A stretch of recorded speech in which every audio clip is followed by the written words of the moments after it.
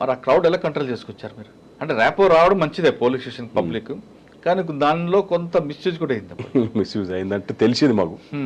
నేను పనిచేసినప్పుడు తెలంగాణ మూమెంట్ మేము ఇంపార్టెంట్ ఫోకస్ అదే ఉండేప్పుడు. ఎక్కడ అరెస్ట్ తీసుకొచ్చి మీ దగ్గర పడేయడం కంచన్ బాబు అది డంప్ యార్డ్ లాగా ఉండదు. ఇప్పుడున్న సోకాల్డ్ ఎమ్మెల్యే చాలా మంది కూడా పాపం మా దగ్గరికి తీసుకొచ్చారు. ఆ టైంలో మళ్ళీ ఇంకోటి పక్క ఓఎస్సీ హాస్పిటల్ ఒకటి అపోలో కూడా ఉండే పక్కకి, అది బర్నింగ్ బాడీస్ మొత్తం ఎక్కువ వచ్చేది, ఇక్కడ కాల్చుకొని ఇటు తీసుకొచ్చేది, అదొక ప్రాబ్లం ఉండే. కమ్యూనల్ ఇష్యూస్ కూడా చాలా అయినాయి అప్పుడు మధుసూదన్ రెడ్డి సార్ అని చెప్పి డీసీపీ గారు ఉండే, సార్ ఉండే, సౌత్ జోన్ ఉండే. అప్పుడు కూడా ఈ హుస్సేన్ ఆలం లిమిట్స్లో ఇక్కడ చాలా ఇన్సిడెంట్స్ అయినాయి. ఏకే ఖాన్ గారు ఆ టైంలో ఒక ఇన్సిడెంట్ జరుగుతుందండి, కమ్యూనల్ అయింది, 3 రోజులు కర్ఫ్యూ కూడా పెట్టారు. దాని ఇంపాక్ట్ మీకుందా? ఉన్నది. మేమందరం బందోబస్తు డ్యూటీలో ఉన్నాం అందరం, హుస్సేన్ ఆలం లిమిట్స్ అక్కడక్కడ. అప్పుడు దాన్ని కూడా నయీం కూడా అప్పుడు ఇంటర్ఫియర్ ఉండే కొన్ని కేసులు అక్కడ. నయీం చాలా కేసులు ఉన్నాడు మీ దగ్గర, కంచన్ బాగ్ పక్కన సంతోష్ నగర్ ఇవన్నీ కూడా ఉన్నాడు. నేను మీకు నెక్స్ట్ చెప్తాను, మీకు అది ఆ ఇన్సిడెంట్ కూడా చెప్తాను, తనతో కూడా ఇంటరాక్షన్ ఎట్లయిందో మాకు. అక్కడి నుంచి ఇన్స్పెక్టర్ చౌటుపల్లి వెళ్ళిపోయాను మళ్ళీ, అది ఇందాక నేను చెప్పాను కదా, చౌటుపల్లి సిఐకి వెళ్ళిపోయాను. అక్కడ ఆల్మోస్ట్ 2.5 రామన్నపేట చేశాను first, CI Ramannapet. Okay, 1.5 year చేశాను అక్కడ. 1.5 year రామన్నపేట తర్వాత అగైన్ మళ్ళీ ఇక్కడికి చౌటుపల్లి సిఐ వచ్చాను, పక్క సర్కిలే ఉండే. చౌటుప్పల్లో ఉన్నప్పుడే అంతమ్మగూడెం అని ఒక విలేజ్ ఉంది అక్కడ. అంతమ్మగూడెం అని ఒక విలేజ్ ఉంది. అంతమ్మగూడెం విలేజ్లో కోనపురి సాంబశివుడు తమ్ముడు రాములు ఉండే, కోనపూరి రాములు మర్డర్ అయిన తర్వాత ఈ నయీం మనసులే మర్డర్ చేశారు. అతను నేను ఉన్నప్పుడు చాలాసార్లు వచ్చాడు పోలీస్ స్టేషన్, వాటితో హాని ఉంది థ్రెట్ అని చెప్పి, లైఫ్ థ్రెట్ అని చెప్పని. కోనపూరి రాములు ఆ విలేజ్లో ఈయనను అటాక్ చేయడానికి నైట్ ఒక ప్రోగ్రామ్ ఉండే ఇక్కడ, ధూమ్ధామ్ ప్రోగ్రామ్ ఉండే, తెలంగాణ టైం అది, తెలంగాణ మూమెంట్ మంచి నడుస్తు స్టార్టింగ్ స్టేజ్లో అది. అక్కడికి ఒక డిఫరెంట్ గ్యాంగ్స్ ఒక 12 members పంపించాడు నయీం. అంటే ఒక పర్సన్కు సేమ్ పర్సన్ చంపడానికి అటాక్ పోతున్నాడు తెలియదు. అది ఆపరేషన్ అట్లుంటుంది నయీంది. ఎలా మళ్ళీ చెప్పండి. సపోజ్ నేను నయీం ఎవరైనా చంపాదలుచుకుంటే పర్సన్స్ హైర్ చేస్తారు కదా, హైర్ చేసిన పర్సన్స్కి ఒకరికొకరికి పరిచయం ఉండదు, మళ్ళీ టార్గెట్ ఒకటే ఉంటుంది, అది చెప్పడు టార్గెట్ అది. అంటే ఒకటి మిస్ అయినా ఇంకోటి వేయాలండి, అది అట్లా ఉంటుంది స్కెచ్ అది. ఓకే, నేను ఉన్నప్పుడే అప్పుడు నేను ఇది మన రామన్నపేట సీఏ ఉన్నప్పుడు కూడా ఒక ఇన్సిడెంట్ జరిగింది. ఒక ఇంట్లో వాని టార్గెట్ ఒక ఇతను చంపాలనుకునేవాడు, 2-3 పాములు ఇచ్చినవాడు. అది ఈ టైప్ నేచర్ అక్కడ చూడలేదు ఫస్ట్ టైం. అది పాములు లోపలికి వెళ్ళి మనం కాడేస్తే ఏం కేసు పెడతాం, మేము ఏం కేసు పెట్టాలి చెప్పండి, మాకు తెలుసు అది నయీం అని. అది బ్లాక్ కోబ్రా అని చేస్తుంది. ఆ ఇన్సిడెంట్ కూడా చూశాను నేను. అయితే ఈ అంతమ్మగూడెం విలేజ్లో అప్పుడు అది ట్రేస్ చేసినాం మేము. ట్రేస్ చేసి బిఫోరే వాడిని అరెస్ట్ చేస్తే పాప అతను ఊరికి రాలే, కోనపూరి రాములు అని వెళ్ళిపోయిన తర్వాత మేము ఎవరిని అరెస్ట్ చేశారు మీరు? కొంతమంది నయీం అనుచరులు, వాళ్ళు ఏమన్నారంటే కన్ఫ్యూషన్. 11 members అరెస్ట్ చేసినాం మేము. 11 members ఆయనే పంపించాడు. 11 members డిఫరెంట్ పబ్లిక్. మళ్ళీ అందులో కొంతమంది సరెండర్ నక్సలైట్స్ కూడా ఉండేవాళ్ళు అక్కడ, మన ఆల్ ఏరియా లిమిట్స్ అక్కడ. కొందరి దగ్గర వెపన్స్ కూడా రికవర్ చేసినాం అప్పుడు మేము, టపంచా వెపన్స్ అవన్నీ రికవర్ చేసిన తర్వాత రిమాండ్ చేసినాం. యాక్చువల్లీ నేను పెట్టిన కేసులో నయీమే. నైట్లో థ్రెట్ చేస్తుండే మాకు, నేను లేపేస్తాము, చంపుతాను, హైదరాబాద్ పోతుంటావు కదా అని చెప్పాను 3 సార్లు. ఫోన్ కూడా చేశాడు. థ్రెట్ కూడా చేసాడు బాబు. ఎస్పీ గారు కూడా చెప్తే ఫోర్స్ పెట్టుకో, నాకేమైతే సరే ప్రాబ్లం ఉండకపోయి అని చెప్పి, అంత పెద్ద నెగ్లేరే ఉంటుంది, పెద్ద పడుచుకోకపోతుంది. కాకపోతే ఏంటంటే ప్రభాకర్ సార్ అండి, కాకపోతే ఏంటంటే ఎప్పుడు కూడా పోలీసు జోలికి ఎప్పుడు రాలే. ఒకటే నాకు ఉండే, తిరుపతి సార్ అడిగిన నేను, అయితే మన దగ్గరికి అయితే రాడని చెప్పన్నాడు. ఫస్ట్ కొంచెం బ్రైబ్ ట్రై చేసి ఉన్నాను, నేను ఒప్పుకోలేకపోయేసరికి ఈ విధంగా థ్రెటనింగ్ స్టార్ట్ అయింది. ఏమని ఇచ్చాడండి? ఏదో చంపుతామని బెదిరించాడు. తర్వాత కంటిన్యూ కాల్స్ వచ్చినాయి. తర్వాత వాడు అబ్స్కాండింగ్ కూడా నేను అక్కడి నుంచి వెళ్ళిపోయాను. వాడు చంపుతామని బెదిరించినప్పుడు మీరేమన్నారు? ఏమన్నా నేను ఏమన్నానంటే అది నేను కొంచెం ఆర్షినే మాట్లాడాను. సాధారణంగా పోలీసులు సపోర్ట్ తోనే వాడు రెచ్చిపోతాడు కదా, అటువంటి పోలీసులు. ఈ కేసు ఒక డిఫరెంట్. ఇది ఒక నవీన్ గులాటి అని ఎస్పీ ఉండే, సారీ ఫస్ట్ నేను అరెస్ట్ చేసినప్పుడు నవీన్ గులాటి ఉండే. ఓకే, నవీన్ గులాటి తర్వాత ప్రభాకర్ సార్ వచ్చి. ఓకే, సాధారణంగా వాడు పోలీసులు దన్నుతోనే కదా ముందుకు రెచ్చిపోయేది, పోలీసు అండతోనే అని ఒక ప్రచారం ఉంది కదా. కానీ పోలీసులకే వార్నింగ్ ఇచ్చాడంటే అది ఒకటే కేసు, ఫస్ట్ కేసు అనుకుంటా నాకు తెలిసింది. అది నాకే జరిగింది, నేనే ఫేస్ చేసినది. ఓకే, తర్వాత అక్కడి నుంచి 2.5 years పనిచేసింది అక్కడ. సార్ ఉన్నారు డిఏ డిటెక్టివ్ ఇన్స్పెక్టర్ కొద్దిరోజు పనిచేసిన. సార్ చౌటప్పలు రామన్నగూడ చేస్తున్నప్పుడు మీరు చెప్పారు బ్లాక్ కోబ్రా అనేది ఇంట్లో, మరి వాడి మీద అందులో కూడా ఏమని పెట్టారా? పెట్టలే, అది కంప్లైంట్ నో ఎవిడెన్స్. ఎలా ఐడెంటిఫై చేస్తారు? తెలిసింది మాకు తర్వాత. అంటే ఈ టైప్ అఫెన్స్ వాడు చేస్తారని తెలుసు, కానీ అఫెన్స్ ఎట్లా ప్రూవ్ చేయలేము అది. కానీ మీ దగ్గర మిస్ అయ్యాడు కానీ కోనాపూర్ రాములు తర్వాత మర్డర్ అయ్యాడు కదా కాసర్గూడ. నేను ట్రాన్స్ఫర్ అయిపోయింది మర్డర్ అయ్యాడు.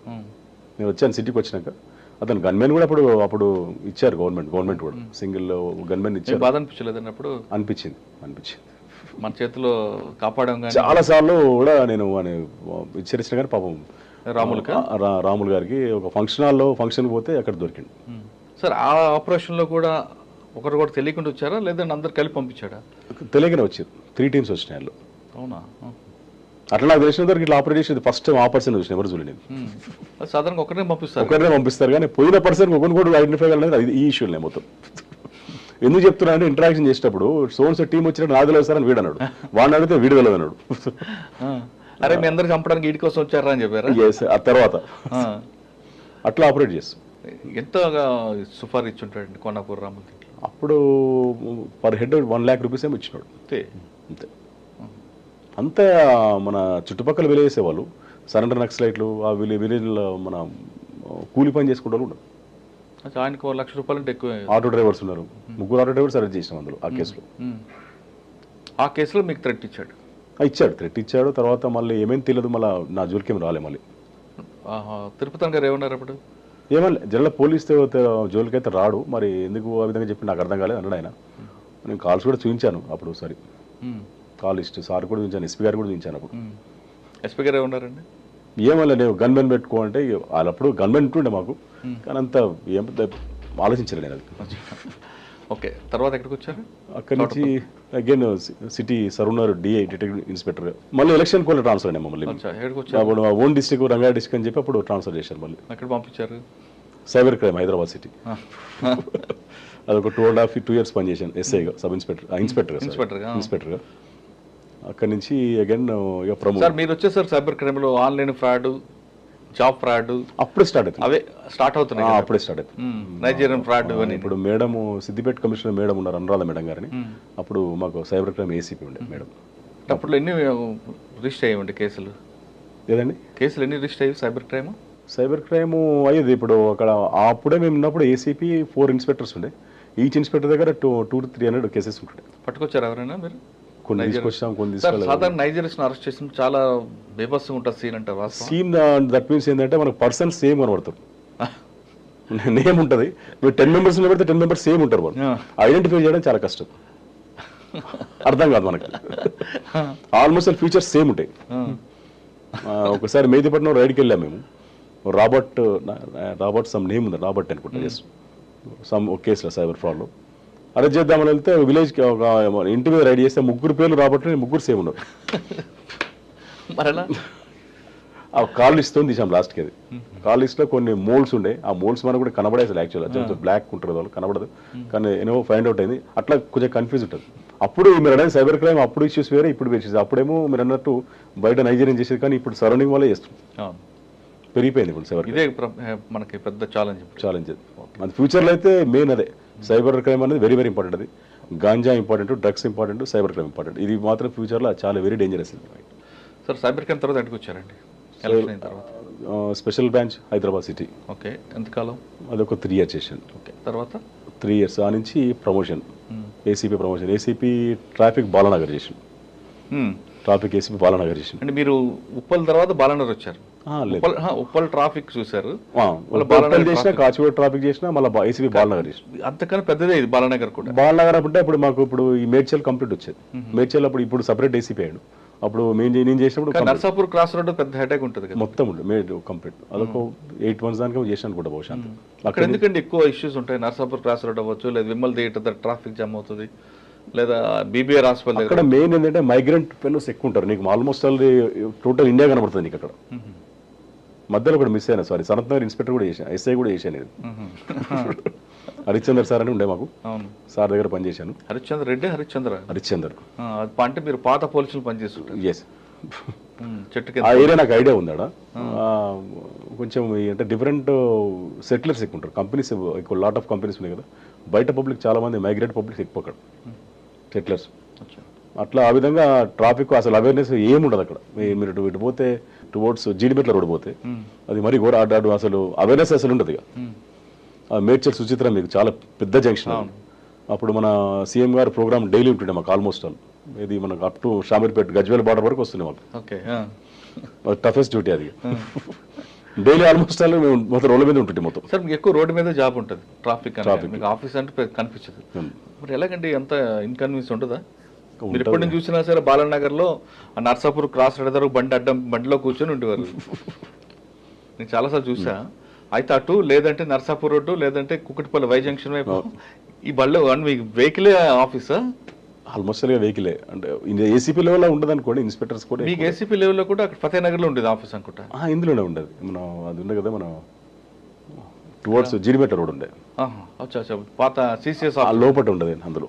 సిసిఎస్ ఐడియల్ కాలనీ లోపల ఉండే. తర్వాత బాలనగర్ తర్వాత అంటే బాలనగర్ నుంచి ఎక్సైజ్కి వెళ్ళిపోయాను. ఎక్సైజ్ 3 years చేశాను. ఏముందండి వర్క్? ఎక్సైజ్ టాస్క్ ఫోర్స్లో మనకి మెయిన్ ఇంపార్టెంట్ యాక్చువల్గా అక్కడ ఎక్సైజ్లో మా 4 పోస్టులు ఉంటాయి. 2 డిఎస్పీలు 2 ఇన్స్పెక్టర్స్. ఇవి మన డిప్యుటేషన్లో పనిచేయచ్చు. 1 అడిషనల్ ఎస్పీ ఆల్సో. ఈ 4 పోస్టు మనం సివిల్ పోలీస్ నుంచి అలా డిప్యుటేషన్లో పనిచేయచ్చు. అందులో కూడా అది కూడా బాగానే ఉంటుంది జాబ్ అది. అంటే దానిలో ఎన్ఫోర్స్మెంట్ ఉంటుంది, తర్వాత income purpose government income better రావాలి. మీ 2 రకాలు ఉంటుంది. అంటే గవర్నమెంట్ ఇన్కమ్తో పాటు ఆఫీసర్ ఇన్కమ్ కూడా ఉంటుంది. అది ఎక్సైజ్ డిపార్ట్మెంట్లో మేము డిప్యుటేషన్కి వెళ్ళాము. అందులో మెయిన్ ఇంపార్టెంట్ ఏంటంటే ఈ గంజా కేసెస్, తర్వాత ఎంఆర్పి రేట్స్ అని ఉంటాయి, తర్వాత ఇప్పుడు కల్తీ ఉంటుంది, మనం డైల్యూషన్ అంటారు దాన్ని. ఇప్పుడు మీరు ఎక్కువ బార్స్లో వెళ్తే లిక్కర్లో కూడా డైల్యూషన్ డైరెక్ట్ ఒరిజినల్ విస్కీ ఇయ్యాడు వాడు, కొంచెం డ్రింక్ పడేస్టులు అందులో వాటర్. ఎలా అంటే ఒకసారి చెప్పండి. ఒక బార్లోకి వెళ్ళాం అనుకోండి, బార్లోకి వెళ్తారు, ఒక పెగ్ తీసుకోవాలంటే అది ఒరిజినలా కాదా ఎంత కరెక్ట్గా ఇస్తారని చెప్పండి. ఎలా మనం అంటే ఒక కస్టమర్ ఎలా ఐడెంటిఫై చేయాలి? కస్టమర్ ఐడెంటిఫై చేయలేదు. మీరు ఎలా చేస్తారు? మేము మిషనరీ ఉంటుంది మాకు. అది మాకు డౌట్ వస్తే దాన్ని ఎలా చేస్తుంటారు? వాటర్ కన్జ్యూమ్ మనకు మిషన్ తెలిసిపోతుంది. అది మన ముందు సీల్ ఓపెన్ చేస్తాడు కదా, అట్లా అనిపిస్తుంది మనకు. అది